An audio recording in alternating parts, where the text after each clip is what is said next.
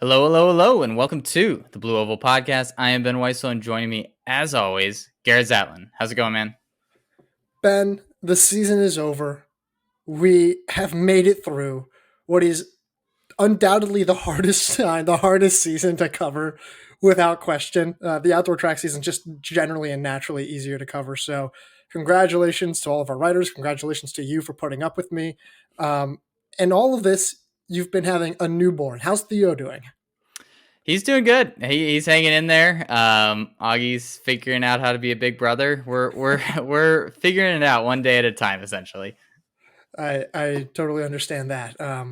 Yeah, I remember being just old enough to remember when my brother was born and being like, "Nah, I don't like this." Yeah.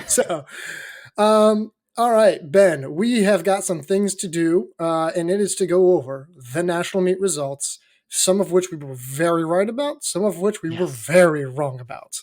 Before we do that, we were +1 review on Apple Podcast. Thank you for doing that. Very much appreciate it. Spotify, we were +3, over 150. We just skipped 150 over entirely, got to 151. Thank you to everyone who's doing that. Sincere thank you. And we added a ton on YouTube. Naturally, I think it was like over 200 subscribers, which was great. So go subscribe there. We have a ton of post race interviews. Ton. I think Will Legia was just. I think he got 10, which was awesome. So thank you to Will Legia. And then we obviously have the podcast on there as well as some great interviews coming up. We'll also be doing Isaac Baston. I spoke with him for Beyond the Stride about something that happened at the national meet that we will Mm. eventually talk about here. So that was a good 15-minute chat with him, and go check out Beyond the Stride there. So, Ben, kick us off. Where do you want to start? All right. Let's start with the men's 5K, which was it's funny. I think we were a little split on this in terms of who was going to win. And in hindsight, that looks a little silly because Nico Young just looked like the class of the NCAA. In a lot of ways, the men and women's 5K, 3K kind of mirrored each other, where it was like the person who we thought was going to be the best, it was like the best runner in the country, just went out and dominated. And that was Nico Young in this 5K, winning by 2 seconds. But man, it just felt a lot more dominant than that. Parker Wolf did a great job trying to track him as much as he could. Kai Robinson, I thought he just made a mistake not matching the move and getting around Peter Maru. But he might just not have had anything left, and there's nothing you can do if the wheels aren't turning as fast as they need to. Nico Young, though, cementing his legacy with his first NCAA title.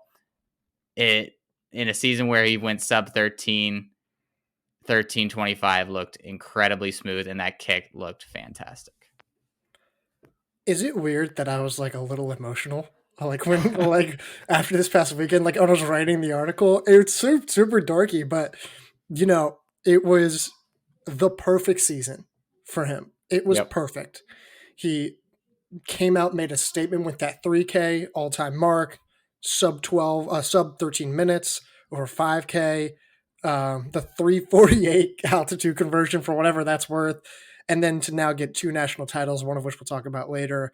And this is also, I think, the first time in God knows how long that I predicted Nico Young to win a title. And it just felt right. It felt complete. It was, you go back and you watch that race.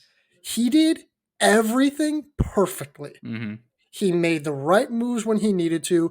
He truly made his final surge past Parker Wolf when he needed to. It wasn't too far out. It wasn't too late. It was none of that. It was perfect tactical awareness, outstanding race IQ, and the worst part in all of this is that Parker Wolf, 99 times out of 100 usually wins that race. Yeah, he was probably the most under the radar, like, best weekend of anybody. Like he was fantastic, and he was unfortunately living in a world where Nico Young has put it together this season and finally figured out how to harness that pure talent and fitness into a great kick and a great race at a national meet. And for the rest of this field, you look, I mean, there really isn't a lot of surprises. Like the guys that we thought would be kind of up there, Hatem Samuel, Jackson Sharp was a little bit further down than I expected, but he finished as an All-American. Aaron Las Harris, 7th. Peter Maru was probably the most surprising one. He looked great in his first NCAA experience. He's going to be someone that I think is, along with Hatem Samuel, are going to be running at the top of these fields for a long, long time. Anything else on this race that really like stuck out to you? It was almost too predictable. Yeah. It was almost too predictable. And how predictable was it? I literally got all 8 All-Americans correct. Yeah. Like that's, and like I want to take pride in that, and I do take pride in that, but this is just what we expected it to be. It was a strength-based race. All the strength-based guys were there. They delivered, and I was the only one who kind of believed in Alex Mayer when you didn't believe in him. So I just want to throw that out there. But no, generally speaking, this is almost to a T exactly what we expected to happen. Yep. Yeah. I agree. It was, everything that we expected it to be, except for like, I think the way like Nico Young finished, like his kick was just so overpowering. I kind of thought he would win it a little bit, stringing it out, like pushing the pace sooner, but he was just super composed and super smart when he decided to kick. Let's transition to the women's 5K, and someone who did not need to kick at all to win her race was Parker Valby, setting an NCAA record, breaking her own NCAA record, running 14:52. Just a utterly dominating performance, to the point that my wife now knows who Parker Valby is, despite not knowing anything about running. She texted me and she's like, "Who's this Parker Valby girl?" I was like, "Yeah, this makes sense. She just won 2 NCAA titles, got the meet record in both, and an NCAA record in the 5K. Just, I mean, she's at another planet." And the overwhelming thought that I had after this race was, man, I really wish Caitlin Toohey just hung on for one more semester, because this would have been a Titanic clash. And honestly, I think Valby probably still would have won, but man, would have that have been exciting. It's beginning now, because obviously she won the 3K. We'll talk about the 3K later. She has now won 4 titles in the past year, last 3 seasons of competition. I remember when the Toohey versus Valby debate first began, and it really wasn't a debate. It was Toohey. It was undoubtedly Toohey. There was no question about it. But now this is like one you actually have to think about. Toohey is still, if you look at overall resumes and longevity, blah, blah, blah, I still think Toohey has the slightest edge, but I don't think I would at this point be against anyone who said Valby. I mean, what she's accomplished off of such an unconventional approach to her racing, such little mileage, all cross training. You know, she described this effort as a 6 or 7 out of 10. She ran 14:52, Ben. It's a 6 or 7 out of 10. It's just, I don't know. And someone go out there and find them. Maybe with like Athing Mo, who the most naturally talented middle long distance runner has been in the past 10, 20 years. I'm sure there are names I don't know, but I don't know how anyone could just be this naturally gifted. And that's what I'm blown away about. Yeah, it's incredible to watch her put it together. And it really seems as simple as long as she's healthy and running somewhat, she's going to run some crazy time. And 4 titles, like out of the last 4 that she could have won, like, is pretty incredible. And you, to go back to the kind of the Toohey versus Valby argument, I think Toohey undoubtedly was the more consistent runner. You could expect her to show up to more races, and you knew exactly what you're going to get from her almost time in and time out. But I don't think it's any less arguable or inarguable that Valby has a higher ceiling than what Toohey has shown. Like, for her to run these times, and when she's at her peak, I don't think collegiate Tui ever really reached those same heights. I think collegiate Tui probably had more all around value. Just Yes, like you said, in absolutely. terms of the consistency, in terms of the range of her records, like I The don't mile, yeah. the mile. I mean, her durability. From that perspective, so really it depends on kind of what aspects you're Your looking at. taste, yeah. Yeah, exactly. But congrats to Valby. She was also great with the interviews. It's always I'm gonna miss her because the traffic is always great with her. Um, but Taylor Rowe, second place, and then the Alabama duo of Hilda Olamamwe and Doris Lemongal, third and fourth. Loved that Taylor Rowe went with Parker Valby. Thought that was great. Do you like that Yep. move? Yeah. I mean, the end result was kind of what I thought might happen, where Taylor Rowe might finish second, but she did it in such a different way. Of like, I thought she would just kind of Mm-hmm. collect the runners as they fell back after trying to go with Valby for too long, but for her to just go and run with Valby for, let's see, what was it, almost like 3,800 meters essentially. Yep. Yeah, 36, like over 2 miles. I mean, impressive display of fitness. She was rewarded with 15:15 time. I thought that was, obviously she's won a title before, but I think this might have been like the most impressive race that I've seen from Taylor Rowe. I don't totally disagree. I would have to think about that more. But this was really impressive, and I now wonder. I'm just like, man, I wonder if there was ever like a go all in for the 3K kind of thing. That Yeah. if she's that fit. Now, granted, I don't think it really would have made a difference given how good Valby was in Hmm. that race too. But regardless, great race from her. I'd like to say something about the Alabama women. I don't think we have anything to say. Yep. This is right on par, even if some of our predictions didn't suggest that. And frankly, this is another race that was super predictable. Lexi Halliday Lowry fifth, Molly Bourne sixth, Chloe Scrimger seventh, and then Grace Hartman eighth. Grace Hartman, the last All American. But the catch in all of that is that Halliday Lowry 15:20, Molly Bourne Yeah. 15:20, Scrimger 15:21, and Grace Hartman, who again is a sophomore, 15:28. And actually, Scrimger's technically a sophomore as well. That's impressive. Like I am a big Halliday Lowry believer after this weekend, but Yeah. even then, I was not expecting her to run 15:20. Yeah. I don't think there's anyone who's maybe improved their stock more than like, well, I don't know. That might be a hot take. At But least in the long distance events. yeah. I think that, I mean, yeah, what she did in BYU in general, and we'll get to them more in a second. What they did this weekend just continually exceeds expectations. But for the rest of the 5K, yeah, the rest of this field very predictable. I think Grace Hartman had a good race.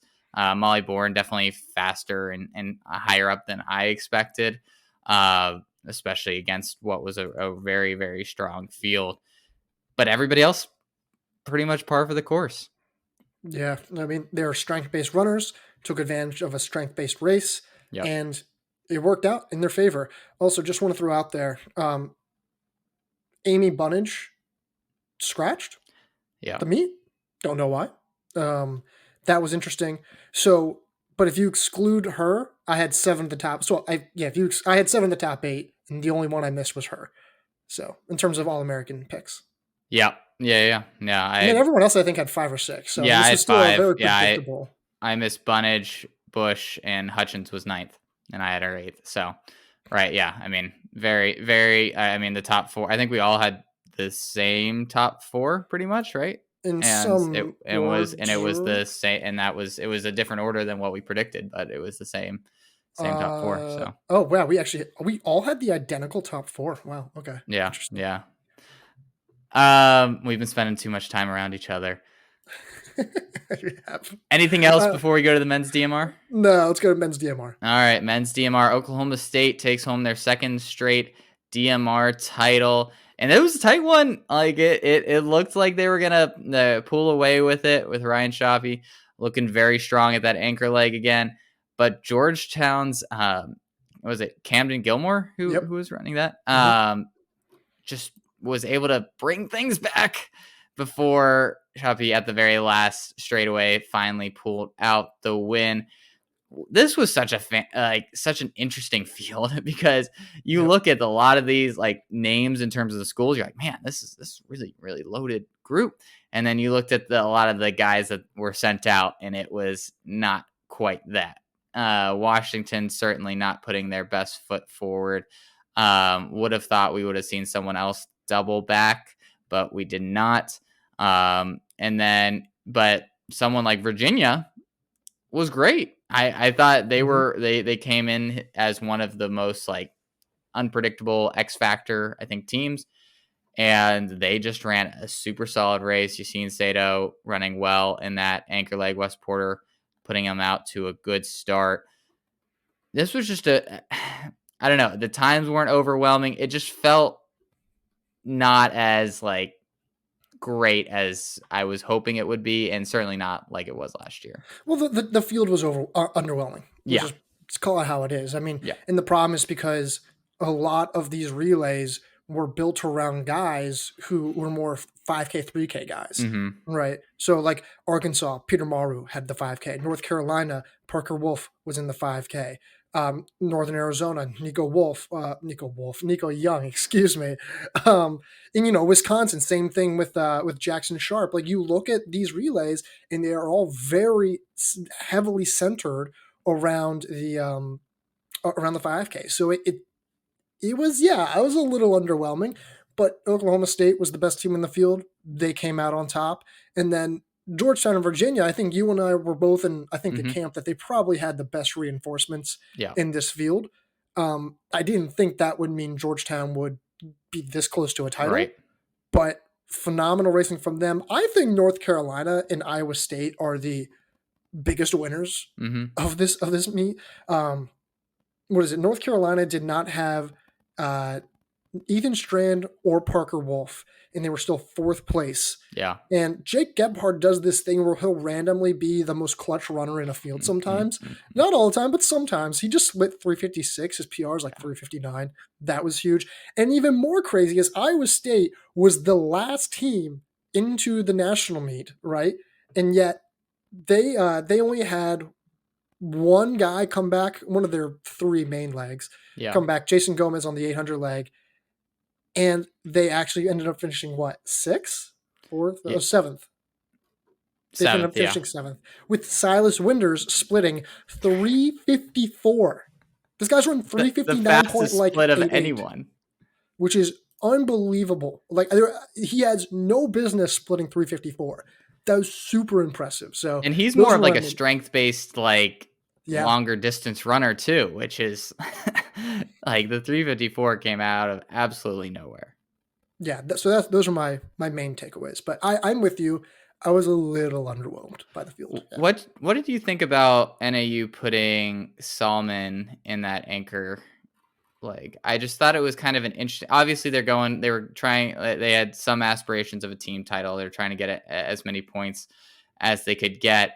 It's just like with the field that they, or with the group that they had in this relay, he never really had a shot. And I don't know. I mean, obviously, we'll talk about the mile more. It was just interesting to me that they were using a young runner like him as much as they were. Um, Before he could potentially do something more in the mile. I'm actually more surprised they put Bosley on the opening leg.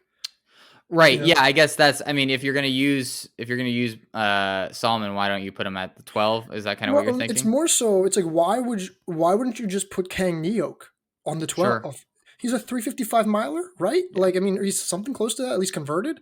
Like I don't know why you wouldn't put him there. Like Bosley is clearly not at 100%, Yeah. and he's also a true 5K 10K guy. Hmm. So you throw him on the 12 leg when he's not at his best. He was, based on what I can see, the last guy to hand off the Yeah. baton. So I didn't understand that. I just thought like, okay, well, just allocate the time splits better. And Yeah. now, granted, like let's be very clear, I'm not as good of a coach as Mike Smith. Very few ever are. Yeah. So just want to throw that out there. But that was the only surprising part. I actually wasn't as surprised about Colin Solomon because of the need for team points as I was about where they put Kang Yoke. Yeah. Yeah, that's fair. No, I just thought it wasn't like just seeing him kind of in no man's land when he got it. I was like, all right, man, just run like 4:15 Yeah. or something. Yeah. Like it's not happening. But yeah, an interesting race to be sure. It was fun to watch. It's just wasn't like you said. I think underwhelming is probably the best word for it. What was not underwhelming was the women's DMR, Mm-hmm. and this had quite the end result. Because I don't think any of us predicted this. I'm go out on a No, I limb. I think don't. we were unanimous Notre Dame. No, yeah, unanimous Notre Dame. I think you and I were highest on BYU. Yeah, Mm-hmm. we were. We thought that you were third, had them finishing third. I had them finishing fourth. Ultimately, they take home the win. Riley Chamberlain. My goodness. What a week. 427 split, holding off Olivia Markovic, who was, or not holding off, beating her. Like she was, Yeah. Markovic was like nearly 3/4 of a second ahead of her when she got the baton. Markovic ends up splitting 430, and Notre Dame finishes second. Florida putting together a great run. Flamina Ascol coming back after mile prelims, puts together a really nice race. They finish third. Arkansas fourth. This was like up. I know there's a more stunning result that we'll talk about later, but this has to be right up there with all of them. For Notre Dame not to win this race, considering how well they were positioned through 3 legs, was an absolute stunner. Yeah. I mean, we basically thought like, okay, if someone's going to beat Notre Dame, it's going to be because they were so far ahead. Yeah. And the fact that it's like, no, actually Chamberlain was just the top anchor in this field, splitting 427. What really surprised me though is that how she made that move on the last lap, and it was a convincing move. Yeah, it was like, oh my god, I didn't know people could still move that fast when you've already run that fast for 7 laps. So the fact that Markovic just couldn't really respond to that. She was good this weekend. I don't think she was her best this weekend. That's what really blew me away, and it makes sense that BYU won. Like, I don't think we're necessarily surprised that they won, but I think we're surprised that Riley Chamberlain was the one splitting 427 and now kicking someone as talented as Olivia Markovic. Yeah. Yeah. And Olivia Markovic completely fresh. Yeah. That was my big takeaway. I said in our preview pod that I thought this weekend was going to be Olivia Markovic's kind of coming out party in terms of like asserting her dominance as the best NCAA female runner. And boy, that was not the case, partially because of Parker Valby running as well as she did, but also because Markovic just wasn't at her best. If she's in her A game, Notre Dame wins this DMR. Maybe she's a little like, I don't know if she wins the 3K, but she's, I think, more competitive. It was again, she's had such a great year. She's taken a huge step forward. I don't want to sound negative in any way, and I'm sure she's going to have an absolutely outstanding steeplechase season during the outdoor season, but it just wasn't what I think we all were hoping for out of her this weekend. Yeah, and the wildest part is that like she still ran really well. Yeah, like she has 2 silver medals, which is Yep. exactly what she did last year, and we were thrilled with her last year. Yeah. It's just she has set the bar so astronomically high, and that's I think the only reason why we say those things. Speaking of teams that beat expectations, Florida Yeah. was, I think, the last seed. They got third, and even with Asicol doubling back, which I was Mhm. surprised that they did, although Yep. talking about the 3K later, it makes a little bit more sense now. I was surprised. Like Thorner was a nice, really solid leadoff leg. They had Yes. a clutch 400-meter leg. I was just surprised that like you kind of look at the 800-meter legs in this field. The fastest split among any of them, I think, was 205, and like 207 was pretty much right on par, which is exactly Yeah. what Jessica Edwards gave Florida. So I was pretty surprised about that. Yeah, I mean, I think the story of this was there was a lot of people that double backed pretty darn well. You look at the Providence lineup. I mean, Kimberly May running 429. Shannon Flockhart starting out 318. They really just, if they had a better 800 leg, they would have been probably in that top four, top three. Um, I was really impressed with that. I mean, Stanford obviously didn't put together a great lineup. Washington didn't really either. Forrester was in there and ran well to start, but they didn't have a whole lot in the back end. And then you look at Oregon, kind of were hoping for maybe a little more. You look at that lineup and you would expect them to be a little bit higher. You have Mia Barnett starting, Solana Yildiz finishing, and they just, I mean, they had a good 400. Their 800 was Yildiz ran pretty well. They just weren't, they were a second or two off. And honestly, that comes down to, I think, Barnett putting them in the race a little bit more. And Well, I think I they do end up think finishing it's second, third. I do think it's important to note that Oregon, Providence, and Washington did all fall.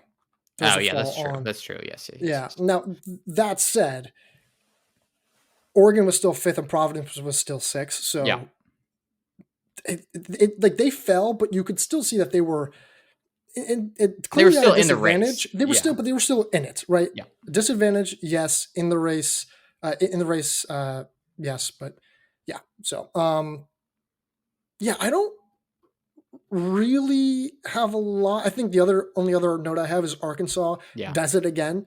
yeah, Somehow still finds a way to put together a competitive DMR with names that, frankly, if we were to do a guessing game of who would you rather take for your team, sure. I think there's a lot of women who we would take before some of those, those distance legs, but they were outstanding. Yeah, yeah, I agree. I feel like you just have to bank on them. It doesn't even Yeah. matter who the names are. They're just gonna show up and exceed expectations over and over again. Anything else on the DMRs before we shift focus? Nope. Let's move over. Let's go to the men's mile, and it was Luke Hauser repeating as the mile champion, holding off Adam Spencer. Lucas Bonds Mm-hmm. struggled a little bit to get through the rounds, but ends up third. A huge comeback kind of season for him after his breakout year last year. Ethan Strand was fourth, El Tefra in fifth from Georgetown. This was a lot more tactical than I thought. You were completely right on that. At the end of the day, though, Hauser just looks so composed, so strong, and just quite frankly a class above than everyone else. Even though he only won by 0.2 seconds over Adam Spencer. Adam Spencer, a 331 1500 guy, and Luke Hauser just looks straight up better. And I think that is as much of a compliment as I can give him. The tactically, this was incredible because he clearly had tactically planned, and Mm-hmm. he basically executed to perfection. Yeah. But trying to take over at 800 meters and then fight for your rail position against what 9 other men in the Yeah. field is really hard. Adam Spencer gave him 1 or 2 surges trying to get around him. Mm-hmm. Ethan Strand gave him 1 or 2 Yeah. surges trying to get around. There was a million different men trying to go after Hauser and trying to get around in positioning. It was a little messy in those last few meters. I mean, Gary Martin obviously fell in that last 60 meters, I want to say. But I just like the ability to defend the inside rail, which he was always been good at. Like he did a little bit of this last year. Mm-hmm. Yeah. But not to the same extent. And that's what really impresses me. And I think Spencer was really aggressive. I don't know. He was throwing a few bows, nothing that I thought was like due for disqualification, but you had to be really strong. You had to be really aggressive at the top of that pack. And despite all that, Hauser is now a back-to-back national champion. That was kind of my takeaway. in these indoor championships, especially in more tactical, like middle distance races, being like that bigger body is almost an advantage. I feel Yep. like Hauser, Spencer, Wascom, not so much in the final, but certainly you could see it in the rounds. He Hmm. was just able to move people out of the way when he needed to, legally, of course, but just like being like someone like Parvez Khan, like he was trying his darndest Yeah. to get around that group and kind of to be able to position himself to use his great kick, but he got tossed around so much in that field, and I think that's something he's going to have to learn how to adjust and work around, because I especially indoors, that's going to be a consistent theme. I think ultimately he has one of the best kicks in the country, so I think he'll be able to work around that. But that was kind of the thing that stood out to me a lot. Like you look at those top few guys, they're sturdy, big guys that like Hmm. are Yep. able to like knife through people, and stay in the correct position. Yeah, and that's the thing with Khan. Like, I think you could see that he was very clearly sitting on that outside of lane one for most of the Yeah, race at like the mid to back pack. But if you were going to have an impact on this race, the way it unfolded specifically, you needed to be at least in the mid or mid to high right. pack, because that didn't really change that much. Like, it's pretty rare where that mid to high pack is a few people, and then those same few people are able to dictate the race throughout the rest of the race. I loved what Ethan Strand did. I Hmm. thought he was aggressive when he needed to be. It didn't work despite one or two tries, and yet despite like some really aggressive, despite really working hard, he still held on for fourth, which Hmm. most guys would fade to like eighth in that scenario. Yep. Yeah. Salman ran a great race. I think he was as aggressive as he could be. I think he got tossed around a little bit and his Hmm. inexperience showed a little, but he still put together a very, very solid race to finish sixth, basically tied with Tefra running the same exact time down to the 100th. Um, but I honestly like I think the biggest surprise in this race was Wascom not putting together a good performance, and Bonds kind of coming out of nowhere to finish third. Everyone else though, you look at like this group, it's kind of who we expected to be at the front of this group. Yeah, mostly. Before we move on, I do have to ask. And by the way, we have a Beyond the Stride interview with Isaac Yeah. about this specific instance. Long story short, what happened, and for those who don't know what happened, Isaac Baston, who, disclaimer, works for the Stride Report, is our interview host at Beyond the Stride. Um, he was racing the prelims, had about 450 meters to go, tries to make a move. Someone in front of him, Carson Williams of Furman, falls. Isaac tries to jump, get around him. Williams' leg just flukily just pops out of nowhere, Yeah. clips Isaac. He goes down, and we're like, okay, well, at least he'll get through on a protest. NCAA denies his protest. I'm biased. I recognize that. I wanted him to get through. Um, Thoughts? Did we get an explanation on why it was denied? I was talking with Isaac initially, and from apparently based on the initial conversations that we had, he said I was quote unquote. I was told that I was not impeded, and then in our recent interview, he had mentioned that the officials had said we don't need to give you a reason. So whatever the reason was, it apparently wasn't good enough. Yeah, I And mean, that's and I even said, go ahead, go pretty ahead. I thought it was pretty cut and dry. Like you see someone falls in front of you and you fall because they trip you up, seems to be rather the definition of you're going to get put through Right, due to something that's outside of your circumstance or outside of right. your ability to control. Yeah, and that's the thing. He wasn't even the guy who fell. Like, he was No. just the victim of someone in front of him, which is what it blows my mind. And same thing happened with Mia Barnett at the outdoor Yeah. national meet last spring. This, I think, is even more blatant. Yeah, and the thing with Gary Martin is that I'm sure he might have been tripped or balanced. Like, I still couldn't tell exactly what happened with him. Yeah.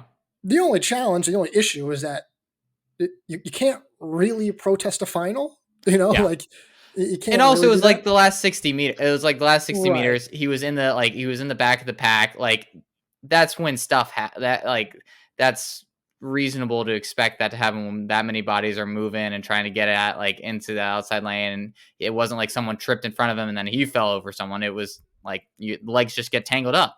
That happens. Like, and usually you don't win protests when your legs get tangled up with somebody while you're on the ground or while you're running. But while that person's on the ground and you trip over them, that's the pretty textbook definition. So that's So I'm gonna move on because I'm biased. We all know that. Women's mile, Maia Ramsden, 425. Basically, just sat with Bila Curie and Kimberly behind Kimberly May. Unleashed over the last 400 meters, 425, which isn't even her PR this season, which is hilarious. Bila Curie, 427. Kimberly May, 427. Melissa Riggins, 429. Margaret Appleton, 429. Celia McCabe, 429. Claudia Kazmierska, 430. And then Flamina Asikal, the final All-American, in 435. Thoughts? I felt like we had a great handle of this race, like coming up with predictions. McCabe was probably the only one that I was kind of more off my radar, but Ramsden, in a world that Valby doesn't run to meet records, this Ramsden performance is probably leading a lot of headlines. It was dominant. Like, there was not a shred of doubt in anyone's mind who the best miler in the country was. Like, she was terrific. She looks like someone that is just, quite frankly, too good for the NCAA. Like, it's hard to do that in fields that are this good at this point in the NCAA and in NCAA championship races, because even if you are, quite frankly, better than everyone else, you still like, it's hard to maneuver in these indoor championships, especially. She made it look simple. And I mean, the power that she had in her stride, the way she was able to just leave Chep Curry in the dust, and May, just the way she passed May was so convincing. I mean, I could go on and on. It was one of the more commanding mile performances I've ever seen at an NCAA championships. I said in our first thoughts article, I'm not saying she is, but I think she is now being at least put in the conversation as potentially the greatest miler in NCAA history. I think she's at least the conversation because she has a 1500 title. She has a mile title. She has been extremely dynamic, has found success on international stages, and it has the second fastest mile time ever. And she could still go on to win another 1500 title, so on and so forth. I'm not saying that she is. I don't think I would. I don't know if I would quite put that yet, but I don't know if you're going to find a field. Now, admittedly, eras are different. Like, this era is just naturally faster, so it's a little different. I'm willing to at least put her in that conversation. Again, not saying that she necessarily is, but I don't know how a miler could, from all around, be as complete as she has been. And it's consistent over the last year, really. Yeah, and I mean, she's a complete runner in general. She can do it on the grass, do it in the 5K. Like, she is incredible. And just for her to be in that conversation, considering where she was in among the NCAA just 8 months ago, like it's pretty staggering for her to be in that conversation. I thought Kimberly May ran a really strong race, pushed the pace early. Did you like that she pushed the pace? I didn't hate it. I thought that doing that, like, basically insulated her from losing to anybody that she shouldn't have. I don't know if that was the best strategy to win, but I think that was probably the best strategy for her to finish in the top 3. Did you read my first thoughts article? I did not. I actually, I'm coming in fresh. Like what I said. I was like, I don't know if that's her best chance to win, but it basically separated herself to only have to deal with 2 other title contenders. Like, like that was, I thought we nailed it perfectly. So and I mean, you look at this top 5. I mean, it's basically the women that we thought that could win. I think I said Ramsden, May, Riggins. I think that was my group. Yep, we had the same thing. Yeah. And Jep Curie obviously was fantastic and probably could have been in that group. And I think the best milers were the ones that finished in the top 5, which is not. It seems simple, but that does not almost never happens. The mile is such an unpredictable race, and we'll talk about the 800s and how the 800s certainly did not go to form. But in the mile, I think the best women in the country were truly in that top 4 and 5. Agreed. All right, let's go to exactly that same race you were just referencing, the men's 800 meters.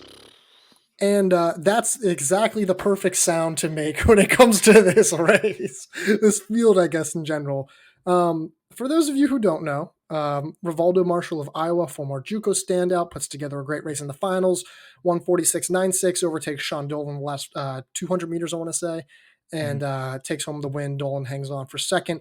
Pretty much madness behind them as they all try to get spots third through 7. Abduhali Hassan drops to 8th. But the more important development in all of this is that Tenoda Matsatsa of Georgetown did not make the finals. Nathan Green of Washington did not make the finals. And Yusuf Bizimana of Texas did not make the finals. Let's walk through that first.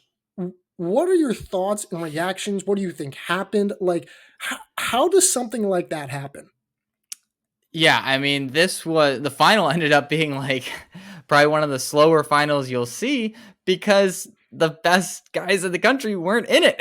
Like you look at the guys that could run 146 low or 145 high, they just weren't in the race. Like, and it was a shame. I truthfully don't know what happened. Nathan Green, I thought obviously he's can be a little bit more of a miler. I think maybe just some inexperience running the 800 indoors in these prelims. It's certainly a challenging race. I think you could probably say something similar about Matsatsa. Like, for him not to qualify, surprising, but not like, whoa, this Right. like a freshman not making finals in his first round. It's like, we've seen that before. Busy Mana, though, I have zero explanation for. I have no idea. Like, I don't know if he was coming in with an injury, if he was sick, like, or just had an off day. Like, there doesn't seem to be a good explanation for how he does not finish in the top 3 in any race that he runs in the 800. Like, it's staggering.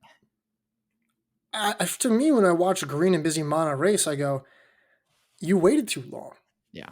Green especially. I think Green especially, I think he's purposefully sitting at the back of the pack. Like, he is at the back instantly almost. Which you can't do. You can do that in the mile. You cannot do that in the 800, especially indoors. Very, very few times you can. I would agree. Very few times. And I think you could see him trying to begin to pick up steam and get away, but the field was just too far ahead. And I think he just waited too long. And I wasn't necessarily against him starting out in the back, but then you have to be able to climb out consistently throughout the race, kind of like Bizimana did at the indoor national meet last year in the finals, right? Yeah. Bizimana, I do think he recognized that he needed to make moves, but ironically, the guy who kept getting in his way is also the guy who broke his NCAA 1K record, Tenoda Matsatsa. Mm-hmm. I think Bizimana tried twice at least to try to make a move around, and both times he was in a terrible position to do so. And I think he just got caught in the madness, and by the time the final 50 meters came up, he just couldn't get the turnover to get some of those guys in front of him. So yeah, I think it was just tactically a really tough race for both men. I can at least see some things of where I was like, yeah, Bizimana just had some really challenging positioning, but this is probably the most surprising finals omissions of any national meet that we have personally covered. Yeah, no, I agree. I mean, Bizimana should just know better. Like, and it's just when you're this much better than the rest of the field, and he is, like, he was clearly the favorite. Like, just put yourself in front. Like, people are going to respect that you're leading because you're you.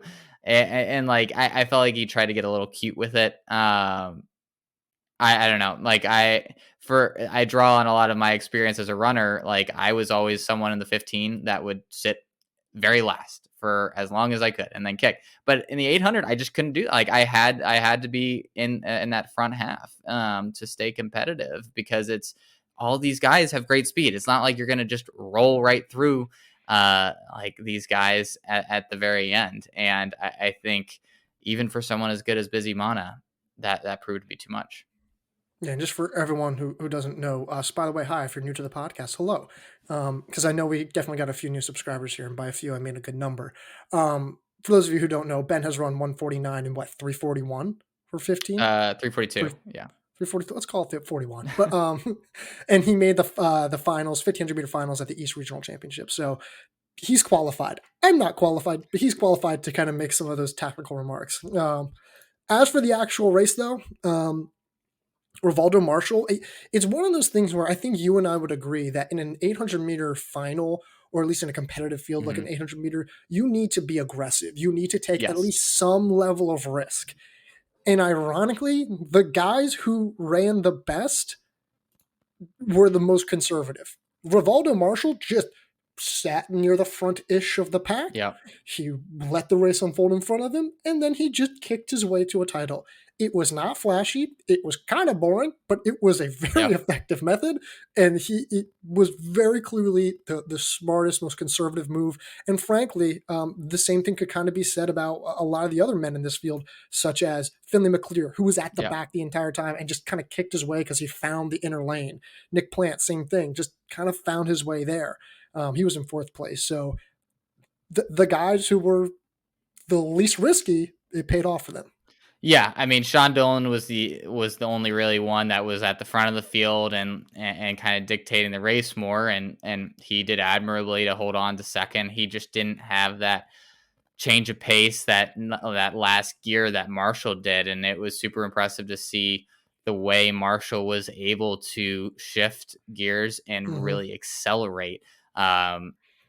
But you look at the rest of this group, I mean, Dolan, we expected to do well coming in. McClear was someone that I had as like more of a dark horse kind of candidate. And obviously he's done well at NCAAs in the 800 before. He kind of got lucky I think to have that opening on the inside, but he took full advantage of it. And Nick Plant is a rising star in the 800. And I think his performances this weekend really cemented that. Yeah. Shout out Hokies. Nick Plant looked good, man, because he was also one of the Virginia Tech led through those first three legs of that DMR. He was very good in the DMR. He was a big reason why. So kudos to him. Women's 800 meters. This was fun. This was a good one. Yes. Oh gosh, I just messed up here. Here we go. Juliette Whitaker sits on Michaela Rose for basically 750 meters and then just kicks off the curve, pulls ahead by maybe a third of a second, and takes on the win. 159.53 to 159.81. The rest of the field, Megan Hunter third, Haley Kitching fourth, Gabrielle Galvatite fifth, Wilma Nilsson sixth, Lindsay Butler seventh, and Maggie Congdon, who was doubling back from the mile. How she had a low, like she didn't score many points, but her just ability to make finals was incredible. Impressive in both of those events. That was super impressive. Can we call this an upset? I think so, because I think we talked about it, right? We had Michaela Rose 1A, and then we had that group of three behind her, who we only saw one of them actually in the final.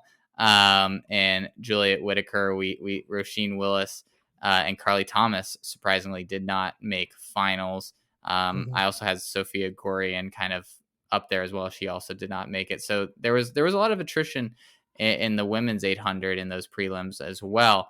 I wonder what this, like, how unnerving it was for Rose. Like she runs the same race all the time.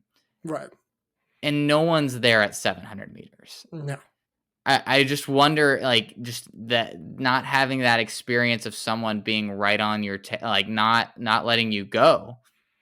How, like, if that was a little unnerving for her. And obviously Whitaker ran a great race, but I mean, Michaela Rose is more than capable of running 159.5 solo. Like it was just interesting to see that kind of dynamic where Rose hasn't really faced that kind of tight racing with 50 meters to go. And for Whitaker to be as in shape and to be able to turn on that acceleration when she needed to was incredible to watch. I mean, she peaked perfectly. Yeah. She was fantastic. And actually, one of our photographers, Andrew LeMay, was out there. My favorite photo of his from this weekend was Whitaker crossing the line. Like, it was over the crowd. It was wild. Yeah, I want to like analyze this race more. There's nothing more to say. Sat on her, kicked past. Rose usually wins those races. It didn't happen this time. And moving on, Megan Hunter, BYU, third place. She likes to do this thing now where she's just the most clutch postseason runner over 800 meters, like relative to expectations. She's That the was awesome. reincarnation of Claire Seymour. That's what I said in the First Thoughts article. I just said she's another Claire Seymour. They keep doing it at BYU, and again, we spend way too much time together. I think this is becoming verbatim. more and more evident. Did you say reincarnation too? I don't think I said reincarnation. Oh, okay, I would have been really freaked out if you said the same thing. I think I said something very similar, and I'll pull that up while you're looking. But yeah, I mean, Haley Kitching was awesome, fourth place, consistent. She's been super consistent. Galvadite, solid, and then Nielsen, Butler, Congdon. That's about right. Like, I don't know if we really expected anything different. I think this is one of the rare fields where everyone is pretty darn happy with their run. I think Galvadite maybe wish she could have maybe been a little higher up, but you look like besides Rose, I think everyone's pretty thrilled with their performances. Like for Hunter to be third, Kitching fourth, I think is great. For Nielsen, I mean Nielsen was someone that I thought could be an All-American, but that was certainly was not a lock. Butler, I think, looked as good as we've seen her for a while. And then Congdon to make finals. Like I think everybody's pretty like this is the happy group. Like I think everyone outside of Rose really has to be pretty happy with their performances. Yeah. And by the way, what I said was, and in a lot of ways, she's reminding me of former BYU middle standout Claire Seymour. So, FYI. All right. And I think that's kind of the story. By the way, Whitaker now sits at NCAA number 3 all time for indoor 800 meters. All right. 3,000 men's meters. 3K. Nico Young, almost an exact replica of what happened in the men's 5K. Big surge. Wolf's near the front. Nico kind of times it with a similar number of laps to go. Pulls away. Wolf admirably responds. Very admirably responds. But Nico's just better. He just pulled away. 7:41 meet record for Nico. Parker Wolf second. Alex Mayer, my goodness, third place. Liam Murphy, fourth place. Kai Robinson, fifth place. Brian Massell, sixth. Hopkins Samuel, seventh. And Ryan Shoppy, eighth. Thoughts? Oh, by the way, we never talked about Nas SEE just stepping off the track. Yeah, and I was about to mention him because for him to step off the track and then come back and run this 3K fairly fresh. Like he just ran a mile prelims. I thought he had a good shot at being pretty darn competitive in this field. And it was underwhelming weekend for him, to say the least, for him not to finish the prelim.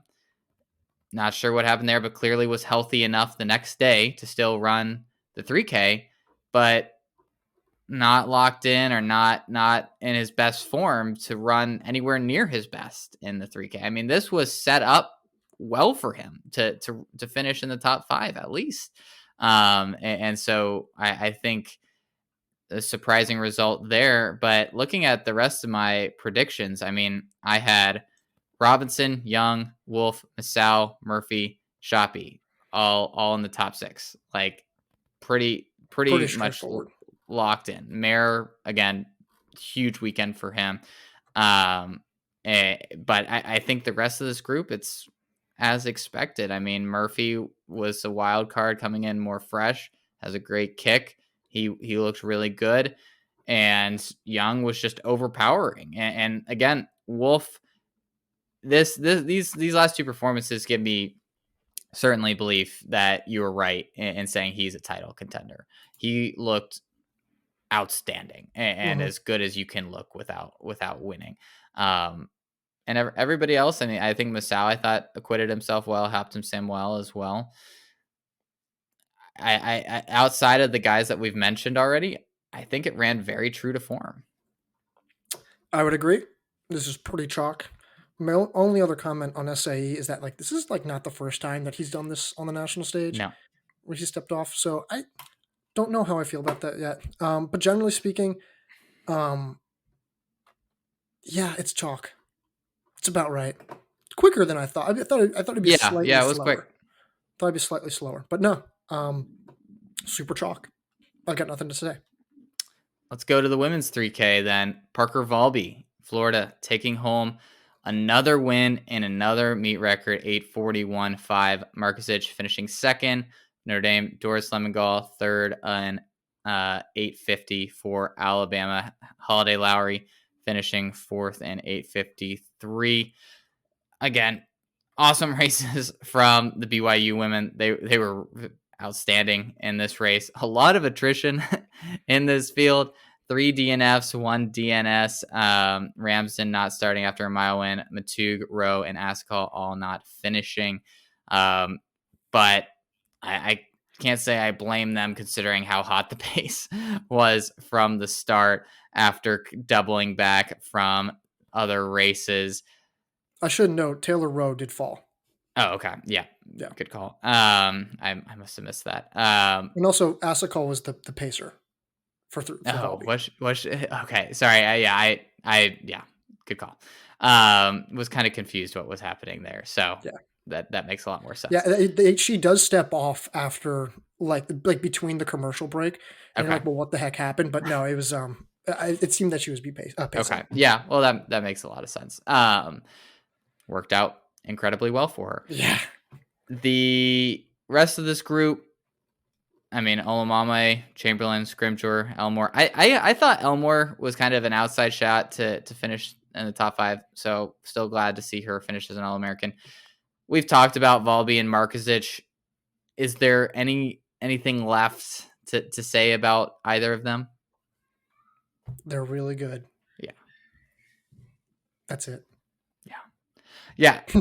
I mean, I wish we could say more about these 3K races, but we've talked about a lot of these men and women already on the races, and these were just very chalk performances and results from both the men and women's side.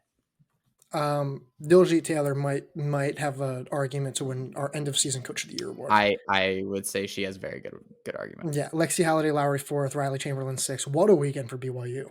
Yeah. Fantastic weekend. Without like a true star. Like that. Without that one was like local star. Yeah. The most amazing part. Although Riley Chamberlain slowly sneaking up into that tier. So absolutely.